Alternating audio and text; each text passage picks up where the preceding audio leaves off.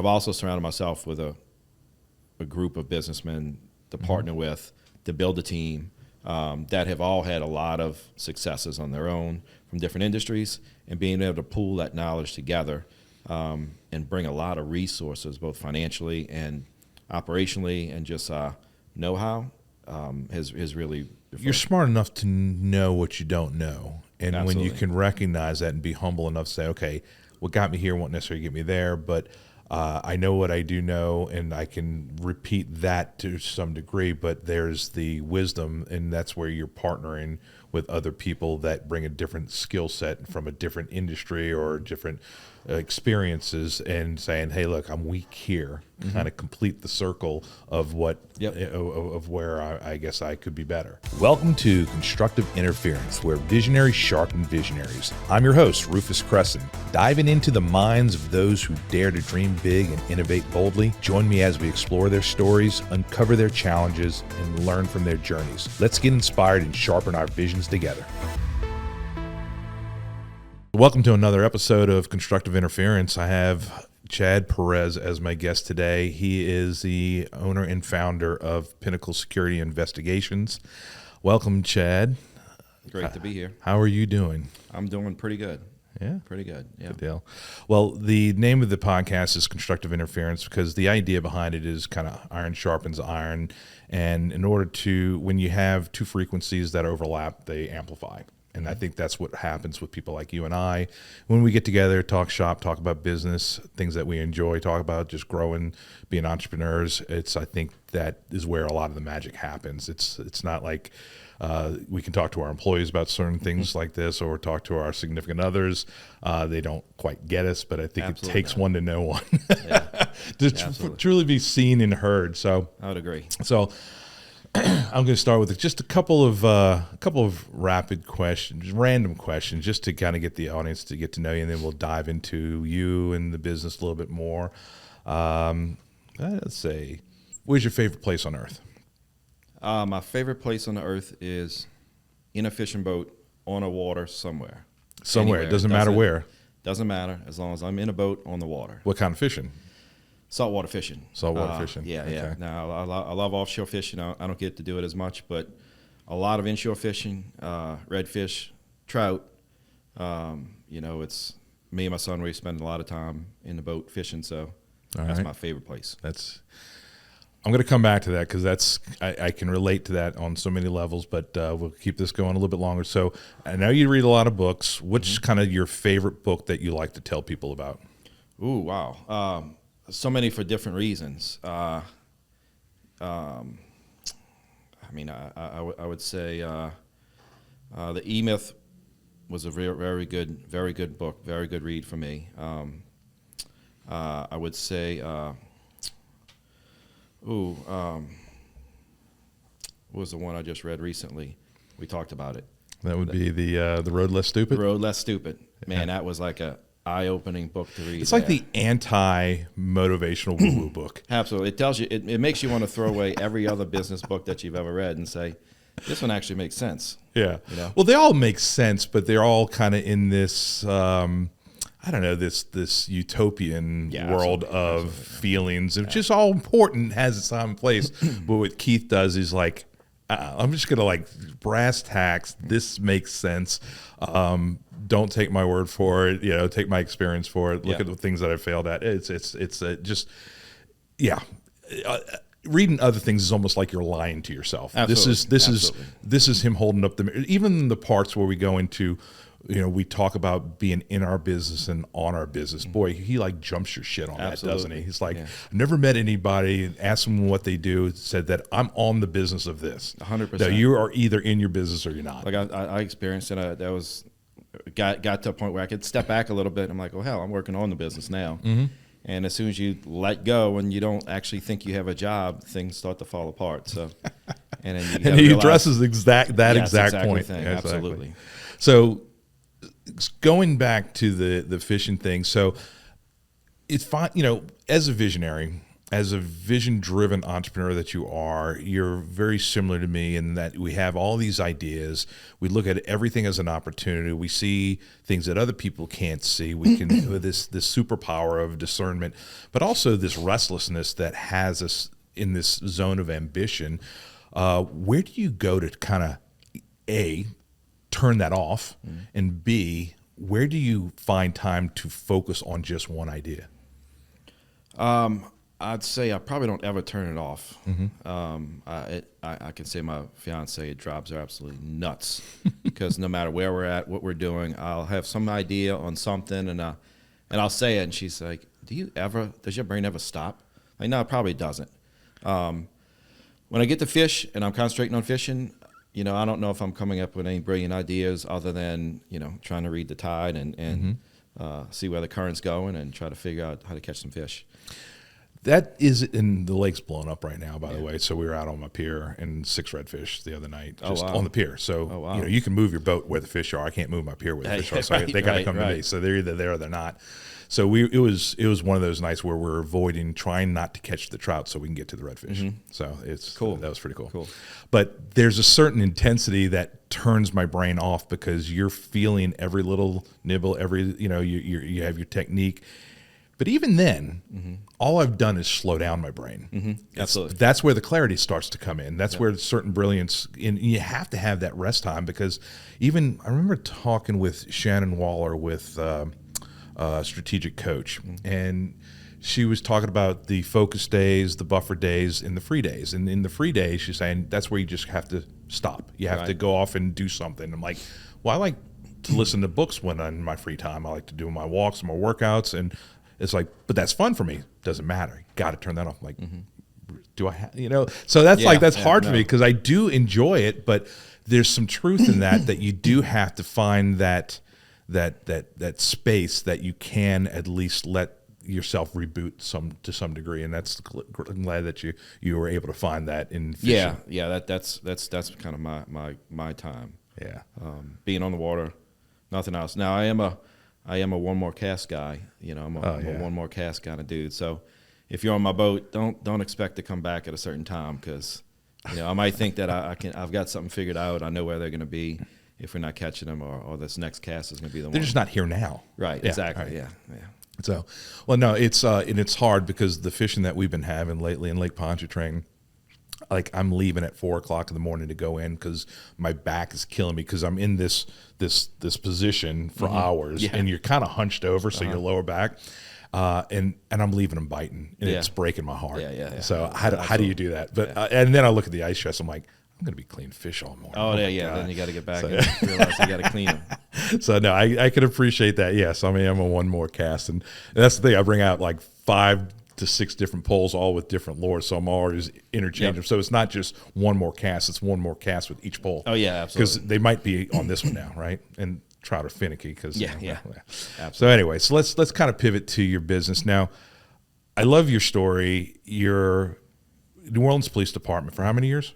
15. 15 years, and you're retired cop. Yep. And so most cops, when they retire, they don't go and start a multi-million-dollar company.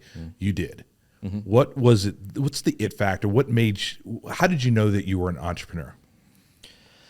Well, I didn't know the word entrepreneur or what the hell it even meant, right? Until I got into business. I've always been like, I guess that visionary thing. I didn't know what that even meant, until years later. I always thought I wanted to do something bigger. Like I would, I was on a police department, and there were times where I would have a supervisor that was over me, supervising me, and I'm like, I am way smarter than this guy. Like, how the hell is this guy over me, right? Right. And they would tell me to do things, and I would just rebel and not do it because I thought it was stupid. Right. Like, that makes no sense. Right. Right. I got a better way, and I was very successful in my police career because of that. But I was also, kind of my own worst enemy with it as well. So, there are times I got in trouble for it, but then, if you look at my wall, I've got a wall full of accolades and medals and commendations because of that. So, that kind of segued into business, and I thought, I could do this, right? I've never been somebody that, if you tell me I can't do something, I'm going to prove you wrong, right? Mm-hmm. So when I got into business, I didn't know anything about business. I just thought I had a good idea, and when it started taking off and getting traction, it was like, oh shit, now I got to figure out how to actually run a business, right? So did you have a lot of the naysayers when you were making yeah. this decision? So, and I'm the same way as, I mean, tell me, actually, in my first year as a financial planner, I had a really, really good training manager, and he was smart. He was smart in the sense that he knew how to motivate other people, but then he knew how to motivate me. And he knew if he wanted to get something out of me, he just told me that it can't be done, and it's not done this way. But he knew that I knew that too, and I just played into it. I'm like, fine, tell me it's not done. I will prove you wrong. And he's like, prove me wrong. He gets what he wants. Right. I get what I want. So you had some naysayers when you were starting. Who were these people? Were these family members? Were they friends? Were they colleagues? I guess a mixture of family. You know, I had my mom's kind of, why are you leaving a law enforcement career? You got your job, blah, blah, blah, blah, right? Colleagues who, you know, I had some people say, well, you can go try it, you know, go on your own, but you'll be back. You know, everybody goes and tries to leave, and then they come back because, yeah, look, I'm a high school graduate kid. I have no business experience, right? So, you know, a lot of people were, and then you get you get some that were had some animosity towards, right? Because I was at the time, police work was kind of under the microscope, and the dynamics of it was changing, right? So I was getting out. A lot of people were stuck there and didn't have a way out, like they felt, and like I escaped. So then there was some animosity there. And then once I started having some successes, and that kind of got around the community of, you know, let's call them law enforcement professionals that I worked with, or the criminal justice community, whatever it is, then it was like ostracized, right? It was like, you know, now you're an outsider completely. And, you know, the more and more successes I've had, you know, some of that has expounded. Some of those people have now, you know, have tried to come work for me. So it was kind of a mixture of naysayers, and, you know, some of them became more critical. So proving them wrong can only take you so far. I mean, there had to be a certain it factor that you've discovered about yourself along the way that you just didn't know you had, whether it be your unique abilities or, I mean, what is that driving factor that makes a successful entrepreneur successful? Yeah, I'd say leadership. You know, I guess I've learned that I have ability that people want to follow. Okay. Right, and people you know, look up to and want to follow me, and you know, I've had people. I had an operations manager. Guy was like, if you want to look up badass in the dictionary, his picture's there. He was a Green Beret sniper, 15 years in special forces. Whatever, came to work for me, and he was like, you know, Chad, I'd go through any situation with you, right? So those type of things, you know, I learned a lot about myself throughout my police career, and I kind of grew, you know, and learned what leadership was throughout that. And then when I came out and I started doing things different in the industry, right, in security, a lot of security companies look at those people as, you know, just cogs in a wheel. It's a commodity, right? You know, just a body, we'll replace you. And me taking a human approach to that and say, well, no, you're actually a person, right? Let me get to know you a little bit, and let me find out. Maybe the day shift was not right for you. Maybe you need to work evens because your mom, you know, has to go to the doctor in the morning. I'll work with you on that. And that was a game changer in the industry for me.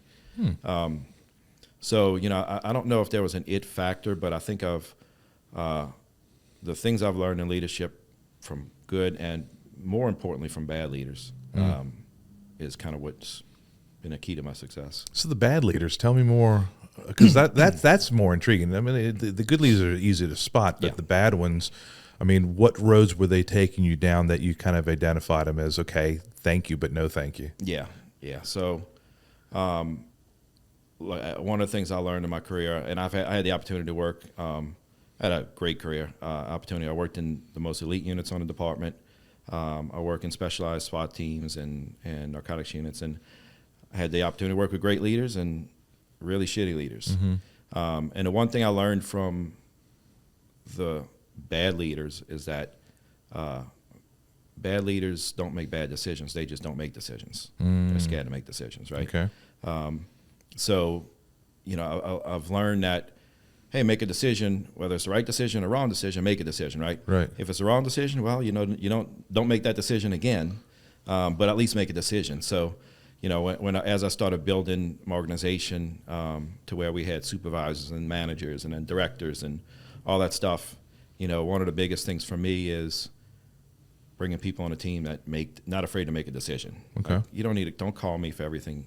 Make a decision, and we'll talk about it after the fact. But it's I tell a story to people sometimes that, in my previous career, I was in situations where if somebody made a bad decision, somebody could lose their life. This is business. Nobody's going to die if you make a bad decision, right? Nobody's going to eat you. Right. So just make a decision, and if it's the wrong decision, we'll figure it out after. So there's a certain degree of trust that you have to let go to allow people to fail, which is pretty admirable in and of itself. I mean, I think in order for me to get to that level of trust, I like to go to the leaders that I'm training to be leaders within my company and say, at first, come to me. Come to me with whatever, give me 3 possible solutions to the problem and tell me which one you like the most. Tell me what's the best that can happen. Tell me what's the worst that can happen, and can we live with the worst? Right. And I think just having them go through that process, and then you start hearing their thought process of why, because you may have thought the solution existed somewhere else, but their solution and why is like, that's an interesting thought. I wouldn't have done it that way. But letting go enough to allow them to fail, but at least they own it. Versus if it's yours, they're like, okay, well, Chad's the boss. I guess I'll just do what he says. Right. But no, he's given me this shot. He trusts me, which is they don't take that for granted. They know what the mission of the company. They know the purpose. So you know that their interest is in line with yours. So they're making the best decision they can. And as long as they don't fail too bad, they're not costing you a whole lot of money. But you can sit there and say, okay, what could you have done differently? What did you learn from that? And that's really where it's the only time it's really a failure, I guess, if you're just letting them say, all right, well, that didn't work. Well, didn't learn anything from that. Let's move on to something else. So no. All right, this was an expensive lesson. You better damn well have learned something. Absolutely, yeah. So that's awesome. So we belong to so many different things that we've learned from great leaders, starting even Goldman Sachs. I think you went through maybe a couple years after. You did Goldman Sachs? Yeah, I did it in, 2018? Okay, so I don't remember even what year I did it in. But and then we kind of discovered EOS around the same time, used the same implementer at the same time. Yeah. We have the Birth of the Giants program that we belong to, and we're also in the same Vistage group. Correct. So yeah, Chad and I know each other. Yeah, we spent we've met. Okay, we haven't fished together, oddly enough. But actually, you're right. We haven't fished together. And your camp is not far from my house either. And I have a launch, so you can even launch at my place if you need to. I've got a lift, so I just drop it. Well, there you go. Well, never mind. So I have nothing to offer you, I'm afraid. But I could come scoop you up and anytime. So of those organizations, I'm sure all of them have contributed at a different time in your cycle of becoming the person you are today. Which one of those do you kind of reflect on as being the most impactful? I'd say they've all been extremely impactful, and they were all perfect timing for the stage I was at. Like when I went through Goldman Sachs, I was a few years into business, had attained some success, had some big failures, right? And was trying to figure out where do I go from there and decide whether I was going to, I didn't even know what the term lifestyle business was right at the time, but, am I going to have a lifestyle business, or am I going to be able to build a big business, right? So Goldman Sachs kind of gave me that foundation to say, well, yeah, I can build a big business here, and give me some tools and some knowledge to be able to do that and some framework to build it around. I'd say a few years later, after growing pretty substantially, the organization, being able to go through Birth of the Giants was then, that was the right timing, right? It was like, okay, we're a second stage company, we're poised for growth. What does that look like, right? And gave me the tools and foundations I needed there. And then being able to get in a peer group with like-minded individuals like yourself, who all or at that second stage level are already like, okay, we know which direction we want to go. We may need, lean on each other for to flesh out some issues or talk about some opportunities. But being able to have that peer group has been. It's kind of that maintenance part of it. It's, absolutely. You're still learning new things, but it's more in real time. Whereas I think Birth into Giants was one of those things that you were kind of forced to go deep, and you just kept writing that 1 year from today, just writing it over and refining it. Halfway through the week for me, it was like, I'm on the wrong track because I'm thinking I'm going to stay a small giant. I'm like, no, I'm on a completely different track. So I had to rewrite it again.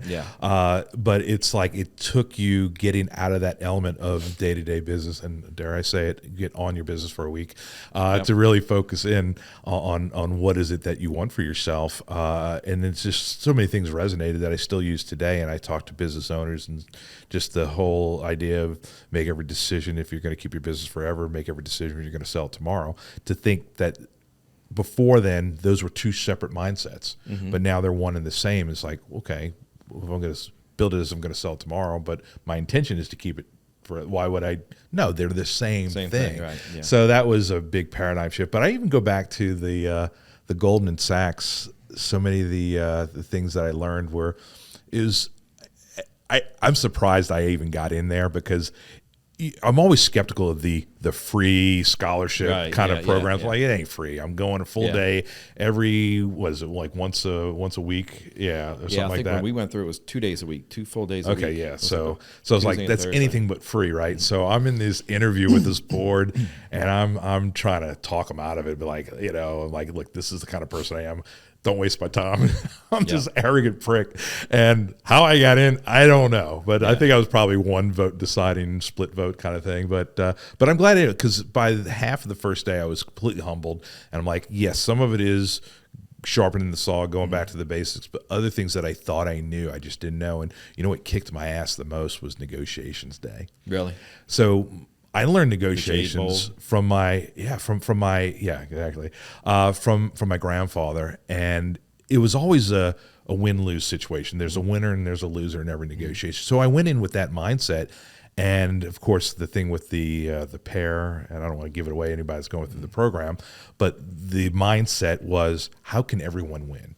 Not everything is a win-lose negotiation. If you shut up long enough, take the time to care, listen to what the other person's needs are, you'll find sometimes it's not always money is their motivator, and realizing that there is a solution. You just got to be creative, and it suited me just fine. So that was a big one for me. But anyway, but then even the Vistage is great to be in that peer group, because it is that forced day out of the month that is like, I gotta slow down. Right. It's not all about me. I can get there. I can share experiences, and through doing that, I'm sharpening my own saw. I find myself giving advice and be like, wow, that sounded really smart. I should actually go and do that. Yeah, absolutely. Absolutely. All the time. So cool. So Pinnacle's been around for what, 10 years? We officially started operation in January of 14. With your background being with the New Orleans Police Department, was there any kind of, lack of a better term, PTSD that carries over, that you feel the need to throw chaos into your existing ventures? That says, okay, now, things are calm, things are going well. I'm just in this high intensity role in a previous career. Does that sometimes? Yeah, I think I throw chaos into a lot of things in the company all the time, and I've had to be mindful of that. Right, a lot of times I'll walk in, and I guess my mind works, 3 steps ahead of everything. I think at all times. So it happens all the time. I'll walk into a meeting, or we'll be discussing something, and like the team's bogged down or something. I'm like, what are y'all talking about? This is the solution, or this is the problem, or whatever. And they're like, how do you wait, how do you, you're right. Or so it's, and sometimes I'll have to watch what I say, because I can throw everything into chaos in a meeting. So it's a good thing and a bad thing. So on one hand, you know how to stay calm in times of critical thinking is needed to, and gosh, and I'm going to mess this up, but as I want to say, it's like Napoleon's definition of a military genius is the person that stays calm while everyone's kind of going crazy, right? And it's the person that can, but you come from that says, I have to keep my wits about me. I have to stay calm. Right. Yes, this is a problem for you, but I come from this environment, so I know how to make those decisions without being emotional. Because if you do make these emotional decisions, they're wrong. People lose their lives in the other career. Right. This, like I said, in this career, people are not losing their lives, but it's just that. So you carry that over. But then there's the negative side of it that says, okay, I got to create problems because, well, I like to say visionaries are the world's greatest problem solvers, but we're also the world's greatest problem creators. Yeah, absolutely. And sometimes we just create those problems so we can be more relevant to go solve them. Absolutely. Yeah. When things are going smooth and calm and everything's good, I'm like, wait, whoa, what's wrong? What's wrong? Yeah. So give me an example of kind of like one of these meetings where everybody was going nuts and kind of that wisdom and that level-headedness prevailed. Well, I don't know. It'd be tough to think about a specific meeting. I mean, I can tell you one of the times where it was most highlighted for a number of reasons. I guess it was when Hurricane Ida passed through. Was that 2021? I think it was. You know, we were doing some work all over the area that was affected. Right. I had an employee that had evacuated, and we were trying to get in touch with to help out with some things, and there was a lot of things going on, and you know, she's freaked out, was going to quit and all kind of stuff. I'm like, I was ready to fire her ass over the phone, right? And then it took me having a conversation with, because I saw exactly where it needed to go. Like, we needed this done. We needed people to get licensed that were coming into work, right? I had the guy I told you that was operations manager that came from the Army Ranger that was working with us. He was working on getting like fuel to our client site. We had a lot of dynamic stuff going on, right? Well, I wasn't skipping a beat. I was like, okay, we're doing this. Here we go. Like, I'm cool. I haven't showered in 2 days, and you know, I haven't brushed my teeth, and I'm living off MREs and a cup of water. I slept in my truck the last 2 nights, right? I'm cool. Why are you, who have spent the night evacuated in a hotel room on the beach, stressed out at this point? Like, I should be stressed out, right? But I was able to keep my composure at that, and actually had a conversation with Matt, a former implementer, and it's like, dude, I'm gonna fire this girl. It's like, all right, calm down. Let's walk through the hierarchy of needs, blah blah blah. Right? She doesn't have basic needs. Your mind was able to skip over all the basic needs, right? Milo's hierarchy of needs. You know, you need shelter, food, all that stuff. Like, you went all the way to the top. Like, you don't need any of that stuff at the bottom right now, and you're executing. She needs all that stuff, right? So it was a point where I threw the chaos in, and then I kind of had to step back out of it, right? And I say meaning dealing with that situation. Okay. So you've taken the previous career in law enforcement. You've 11 years of growing Pinnacle, and you have it running as a successful company. I know you're in Atlanta and in New Orleans. And then you've taken those experiences and you've even taken it to that next level, and you've created a company called Aegis. Can you tell us a little bit about Aegis? Yeah, so Aegis is a concept that I came up with a number of years ago to contract with cities and police departments and send out agents that respond to non-injury traffic accidents, relieve police departments from responding to those calls. It's a heavy work burden on police departments. You're talking about 2 hours on average for every call that they respond to. That's a traffic crash. That's ultimately not really a police function. There's no crime. It's an accident, called an accident for a reason, right? Nobody intended to hit the other person. So it's a civil matter. But it eats up a lot of police time. And with the manpower shortages police departments around the country are facing, I looked at it as a viable solution to help them with those manpower challenges.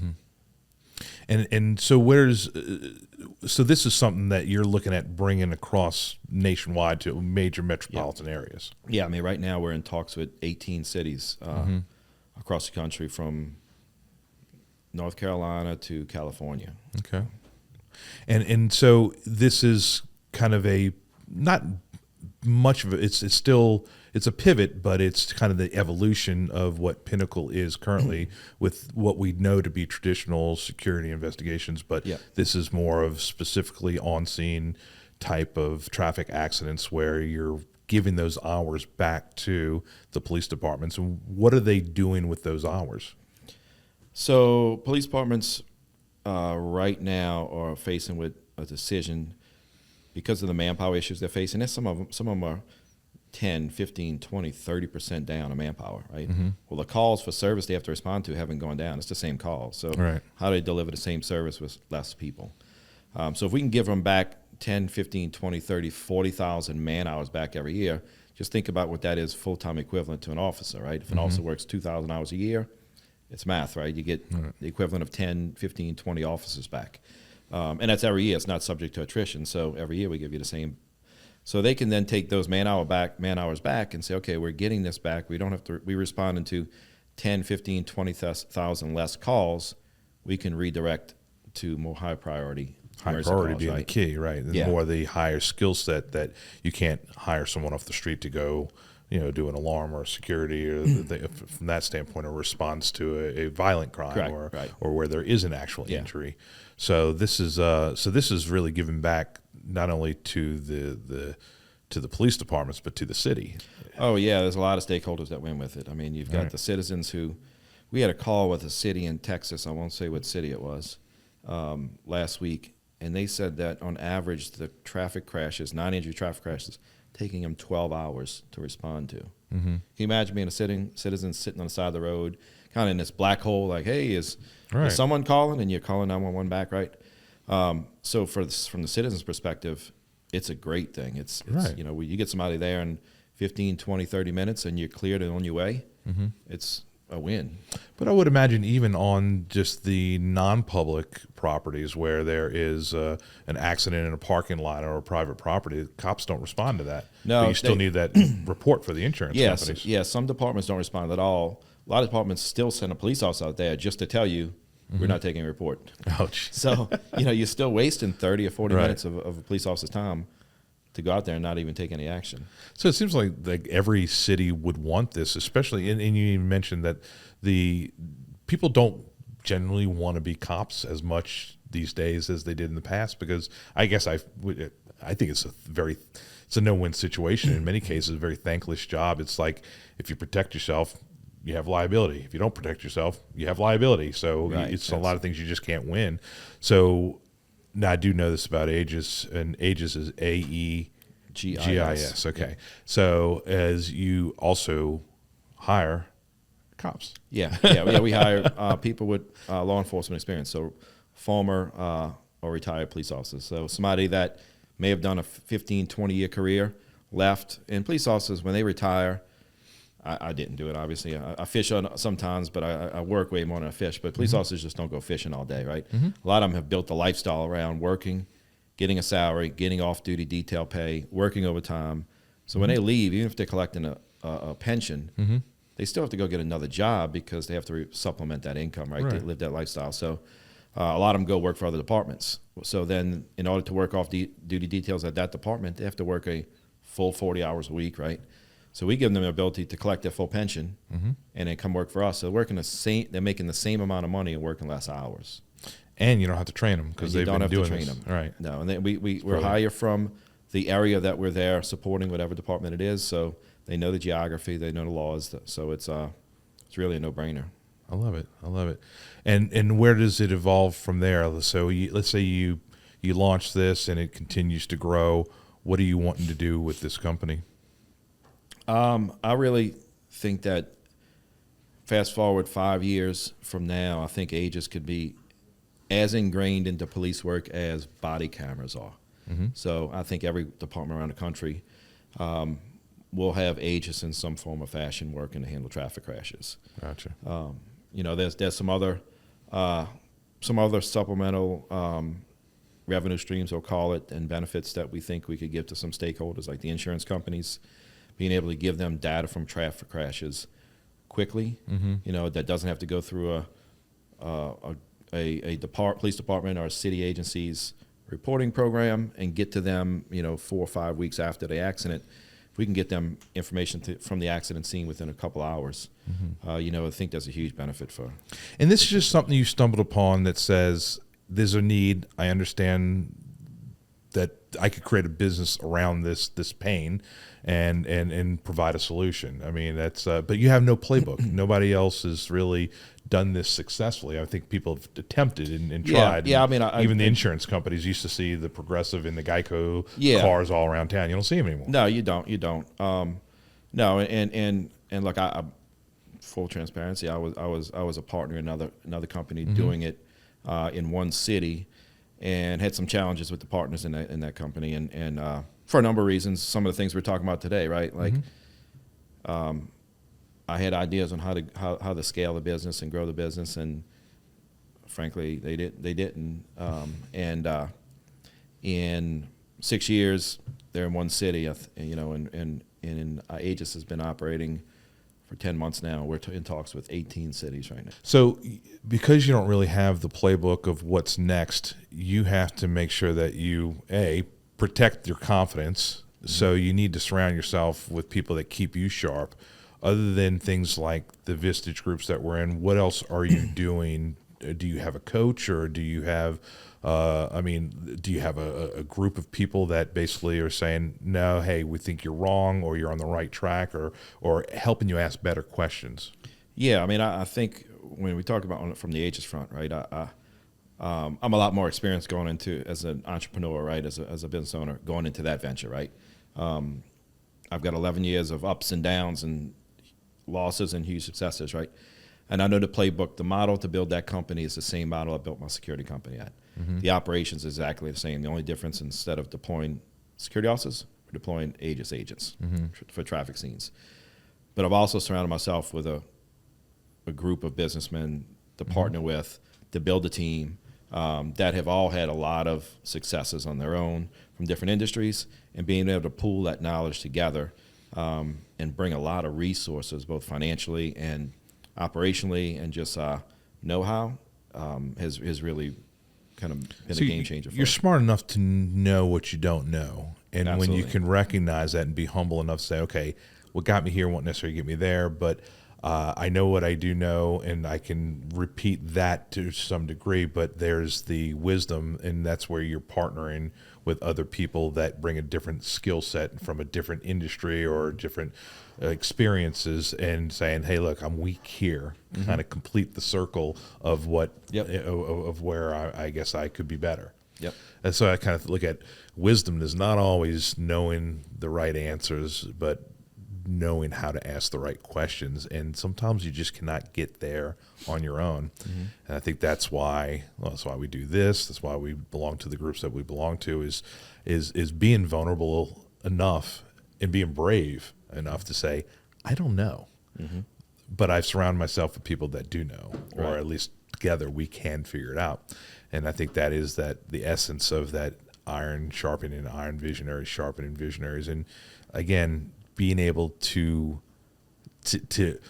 it's almost like unless you're around those circles, it's hard to even let people know that you don't have it all put together. But when you're around the people that are in the trenches with you, it's like, dude, you can't shit a shitter, man. Absolutely. I'm in it. You're in it. We've all failed, and we celebrate those failures together. And that's where it's the facade. It's I like to say everybody is jealous of what you have, and nobody's jealous of how you got it. Oh, absolutely. Look, I have friends that I have lunch with all the time, and they see a certain level of success, so they see this, right? They don't know all the sleepless nights, the praying that we get money in to make payroll, all those things that have gone on over the years.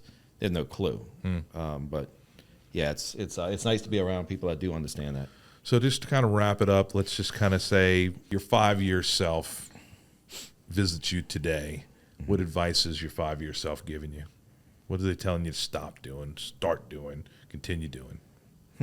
Wow, that's actually a really good question. They would say start being more intentional about taking care of yourself health-wise, mentally health-wise, and taking time off. It'd say definitely say that. They'd probably say the decisions that you made, personnel-wise, the changes that you made were well worth it. You know, be grateful that you made the changes at the time that you did. Mm-hmm. That's pretty good, man. That's pretty good advice. Should look into that. All right, man. We'll appreciate it. Chad, how can people find you if they want to learn more about Pinnacle or Aegis? I mean, I'm on LinkedIn personally. Chad Perez, Chad J Perez, maybe one of my handles. Yeah, I mean, we've got AegisResponseTeam.com is the company is the website for Aegis. You can check it out. We've got a lot going on there. SecurityByPinnacle.com is the website for the security company. Got a lot going on there as well. Cool. So, excellent. Well, thank you for joining me today, and I always enjoy our time together. Yep, sounds good. I'd probably enjoy it better if we were on a boat doing this, but maybe next time. Absolutely. All right, man. Take care. All right, sounds good. Thanks for tuning in to Constructive Interference. If you've enjoyed today's episode, be sure to subscribe, leave a review, and share it with a fellow visionary. Keep dreaming big, and remember, the only limits are the ones you set for yourself. Until next time, stay sharp.